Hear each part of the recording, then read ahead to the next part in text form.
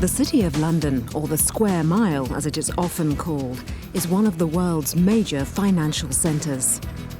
The Bank of England, the Stock Exchange and Lloyd's of London are all here, together with banks, insurance companies and other important financial institutions. Today's programme is about the city and international trade.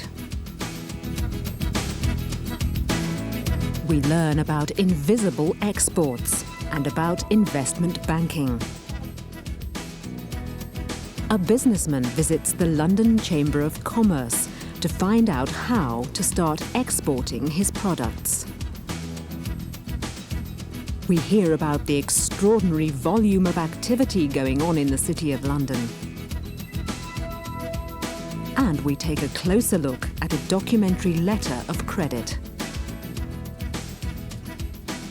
Troubleshooter feels quite at home in the city, but has he got his facts right?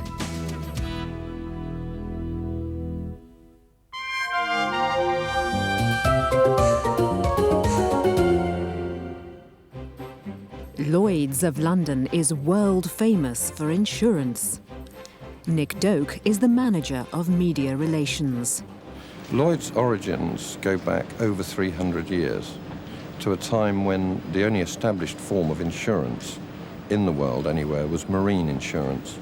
It was the insurance of ships and their cargoes on what were often very dangerous journeys around the world.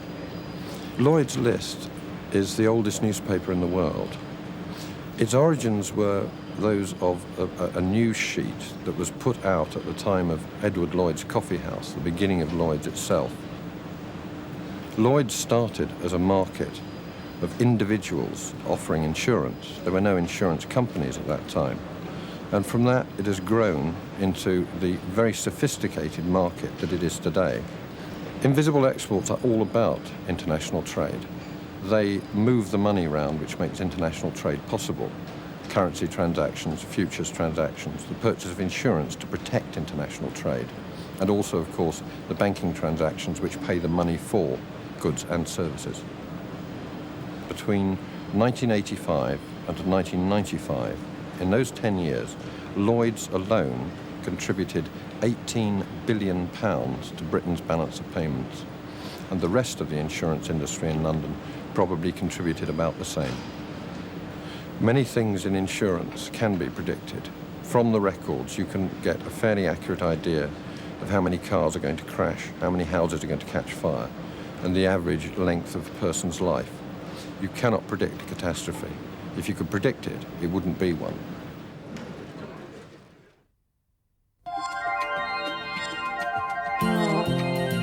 Now, let's look at some of that again.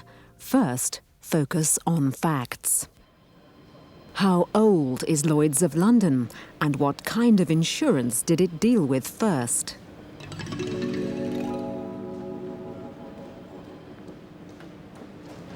Lloyd's origins go back over 300 years, to a time when the only established form of insurance, in the world anywhere, was marine insurance. Lloyd's is over 300 years old.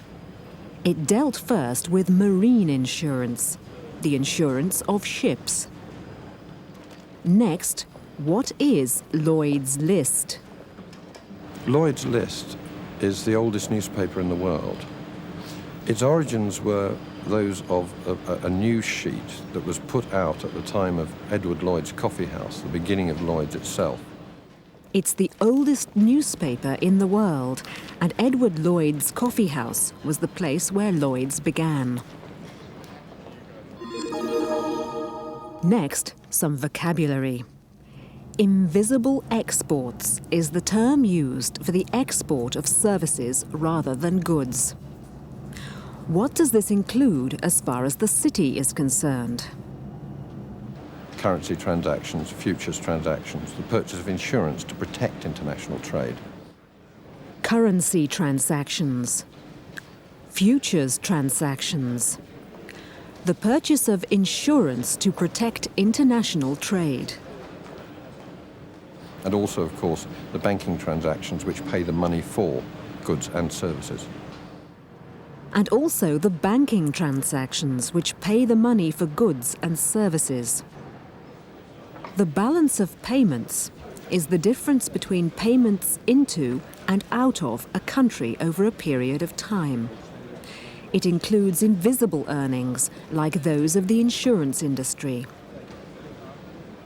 Between 1985 and 1995, in those 10 years, Lloyds alone contributed £18 billion to Britain's balance of payments. Between 1985 and 1995, Lloyds contributed £18 billion to Britain's balance of payments. And finally, in the insurance business, what is meant by a catastrophe? A catastrophe is defined as something that cannot be predicted. A catastrophe is defined as something that cannot be predicted. Can you think of any catastrophes in recent years?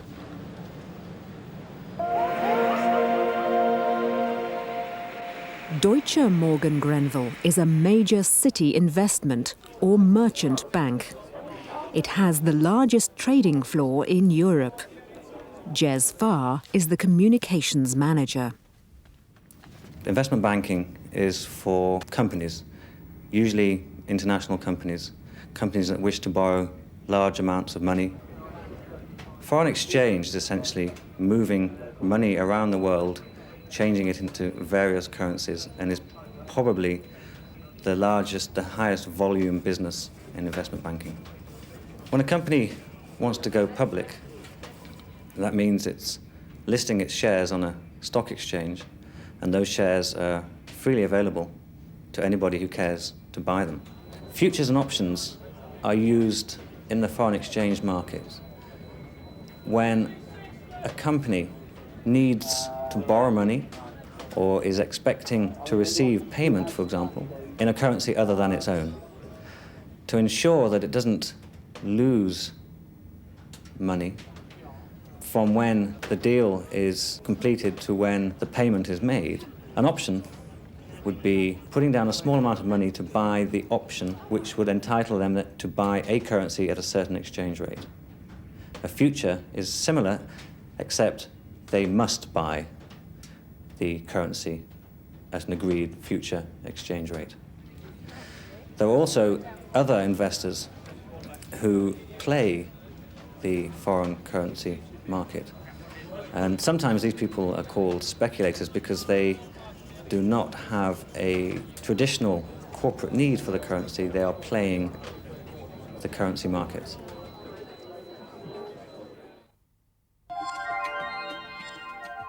Now, let's look at some of that in detail. Focus on facts. And there's new vocabulary here as well. What kind of companies use investment banks?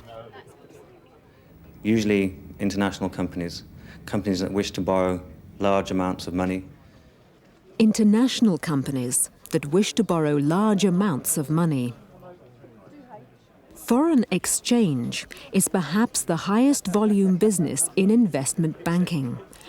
What else does Jez Farr say about it? And foreign exchange is essentially moving money around the world, changing it into various currencies. Foreign exchange is essentially moving money around the world, changing it into various currencies. Helping companies to go public is an important function of investment banks. What does it mean? That means it's listing its shares on a stock exchange, and those shares are freely available to anybody who cares to buy them. Going public means that the company is listing its shares on the stock exchange for anybody who cares to buy them. And some more vocabulary connected with the financial activities of the city. Futures and options are two ways that companies use to eliminate risk from fluctuations in the exchange rate. An option is the right to buy currency at a specified exchange rate.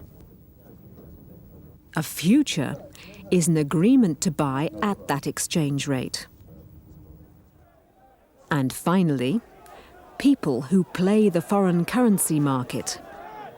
Sometimes these people are called speculators because they do not have a traditional corporate need for the currency. They are playing the currency markets. These people are called speculators. They are playing the currency markets.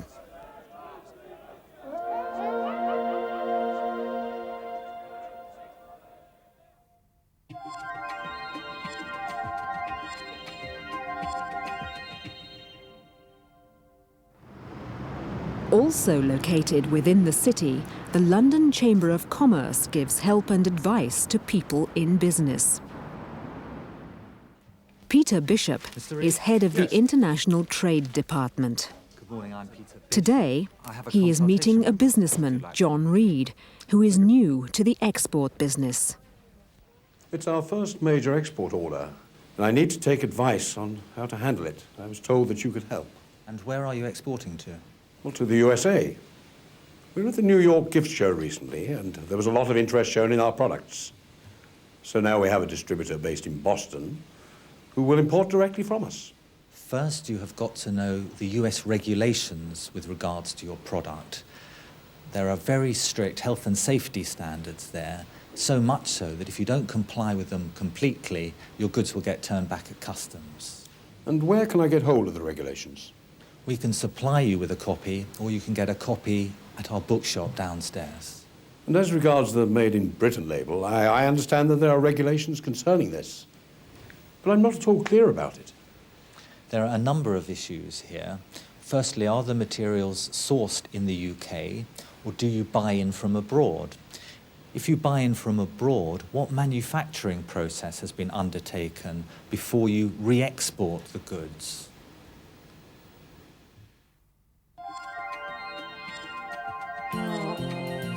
Let's take a closer look at some of that. First, where is John Reed planning to export to, and where is his distributor based?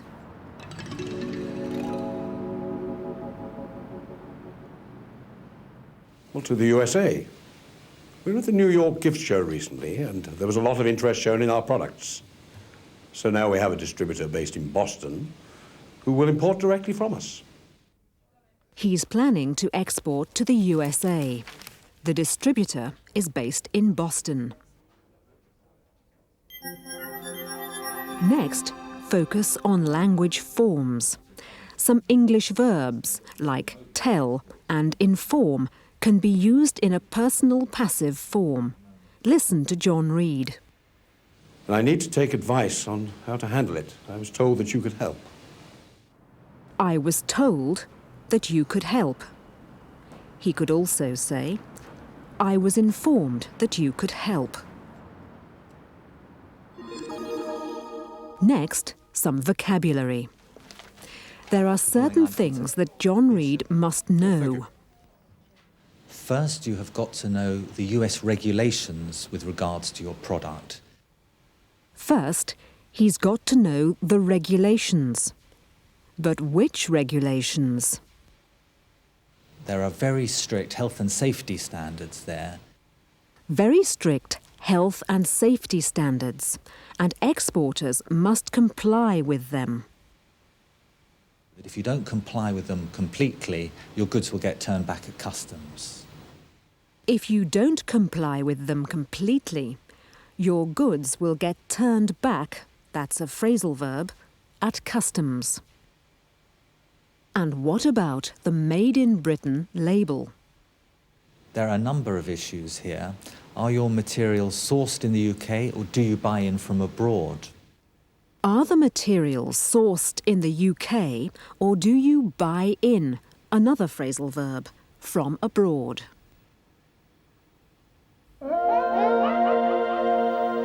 You'll find these useful regarding US regulations. Let's move on to financial matters. You need to do a credit report on the company you're selling to, your distributor. Can you help us there?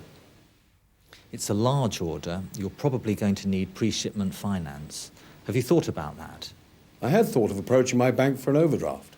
Well, there are many alternatives.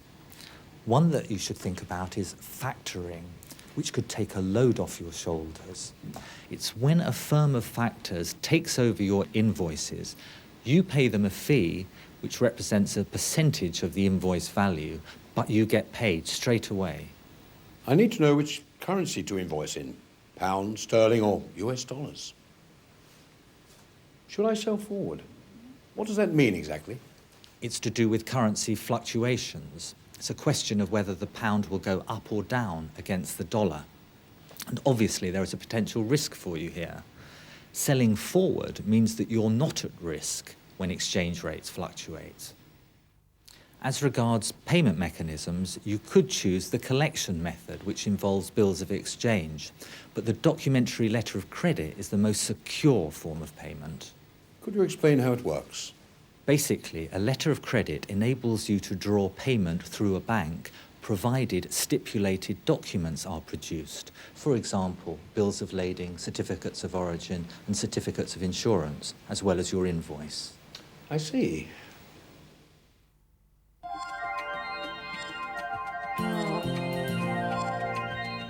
Let's look again at some of that. Yes. Peter Bishop has advice to offer on financial matters. More vocabulary. You're probably going to need pre-shipment finance. Pre-shipment finance. That could be an overdraft, but there are many alternatives. One that you should think about is factoring.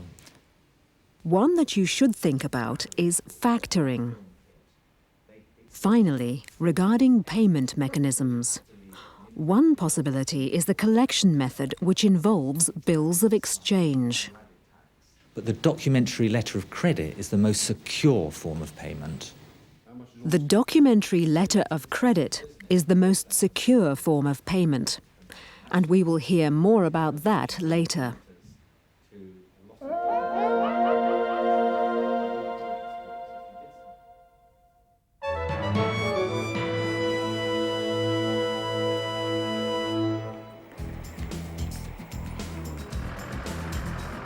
The principal trade association for the UK banking industry is the British Bankers Association. Roger Miles is the BBA's head of communications. The square mile is one of the world's major international financial centres now for a number of reasons. I think we have the history of being a maritime and therefore a trading nation. But we also have an extraordinary concentration of activity and volume of activity in markets in London. As a very rough index, we have around 500 foreign banks in London, which to my knowledge is the greatest number of foreign banks in any city in the world. In the form of the stock exchange in London, we actually have the world's strongest international equities market. Although New York and Tokyo have a larger equities market by volume, that is for share trading, their markets are very much more driven by local needs for companies within their own countries or regions. The distinctive strength of London is that we are an international share market where shares of the world's companies change hands, and indeed other forms of capital to support trading activity worldwide. Apart from the markets themselves, there are a number of broader reasons why companies like to do business in the city. Perhaps the most obvious one, the city is called the Square Mile. It's rather less than 2 kilometres square concentration of expertise in financial services, in professional support, in the law, accountancy, various other supporting activities. There's a strong infrastructure, particularly since the deregulation in the 1980s. We've seen a rapid growth in service technology. For example, the new ring main of fibre optic communications means that these enormous volumes of trading through the markets can travel at the speed of light around the city from dealing desk to dealing desk uninterrupted. It is very striking, the sheer volume of activity going on in the city. Taking, for example, the money markets, latest best figures that we have seen indicate that around $1.6 trillion, that's 1.6 with 11 zeros after it, of money are flowing through the world's money markets, and the City of London has around a third share of that. I myself had a rather mixed approach to banking. I originally took an English degree. I then spent a while training as an accountant and worked in corporate public relations for just over 10 years before coming into working with the British Bankers Association in my current job.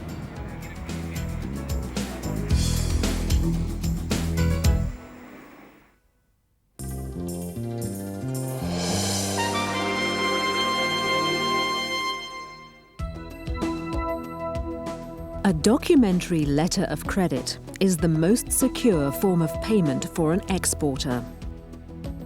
It allows the exporter to draw payment for his goods through a bank, provided that he produces the documents that are listed on the letter and the invoice. This irrevocable confirmed documentary credit concerns payment for goods to be exported from the United States to France. It shows the name and address of the issuing bank, the name and address of the applicant who will pay the sum of money, the name and address of the beneficiary who will receive the amount, and the name and address of the advising bank.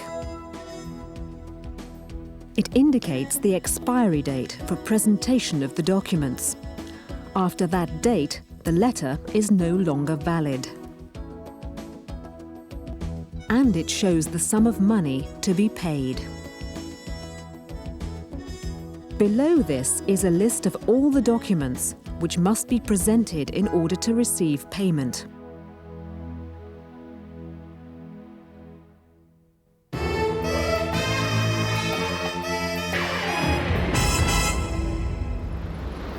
The meeting's delayed. What's that? 2 hours. The meeting's been delayed by a couple of hours.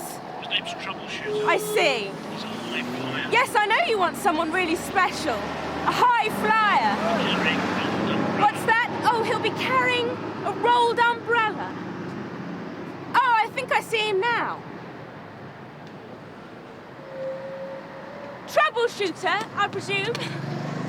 I see my reputation precedes me. I am recognized even in the city of London. Troubleshooter at your service. I'm afraid the meeting with my boss Kevin has been delayed by a couple of hours. Well, what a perfect opportunity for me to show you around the city. Oh, no, Come on, well, yes. This is the old lady of Threadneedle Street, as we call her, the Bank of England. God bless her. She is the most important financial institution in the city. I know. Good. The city is my natural home. It is where I belong.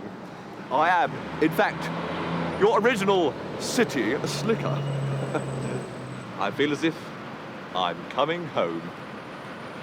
I know people work in the city, but I didn't know people lived here.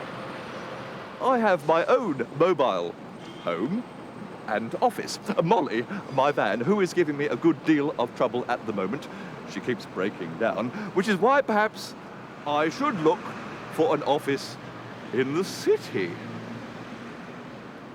And there is the perfect location. Number 1, Threadneedle Street. I can see it now. Troubleshooter PLC. And can you afford £3 million a year rent? £3 million?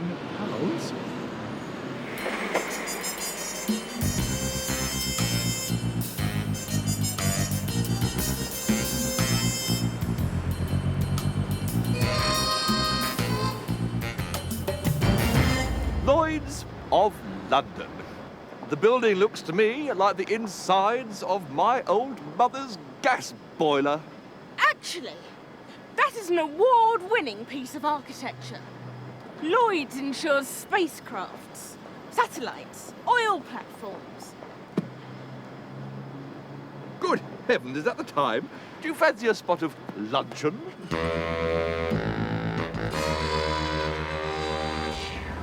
There. The perfect place for a city lunch. I wouldn't be seen dead there. This one's on me. Spoken like a true city gentleman.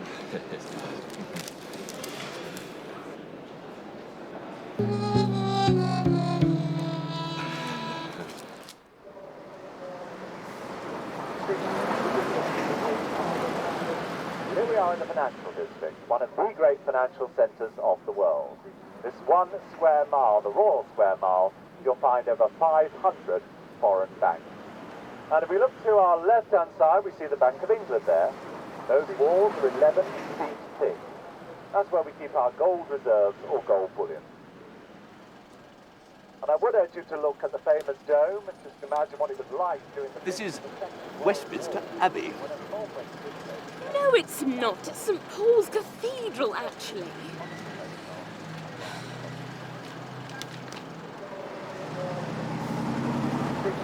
Your daughter's been very kind in That Scotland. You is want to get some wonderful London postcards Bridge. and marvelous opportunity. It's Tower Bridge. No, it's London Bridge. Excuse me. Not another word. You are arrogant, ignorant, and ridiculous.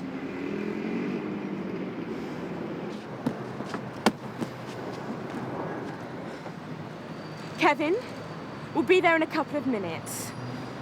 Kevin, are you sure you want this troubleshooter? I've just had the worst 2 hours of my life with him. Never mind all that. What are his good points? His good points?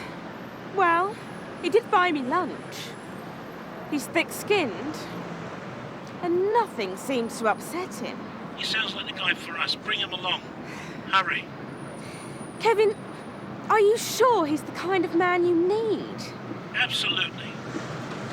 Well, if you say so. My boss seems to think you're just what we need.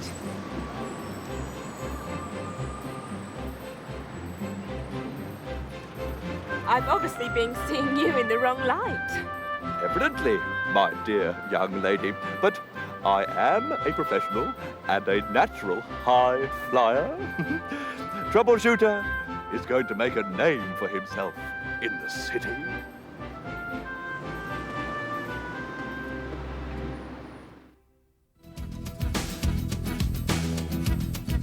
That's all from the City of London and from Fast Track English, the business world. You will find all the usual exercises, texts, grammar and vocabulary in your student's book. We hope you have enjoyed the series and that you have found it helpful and interesting. Good luck with your business studies.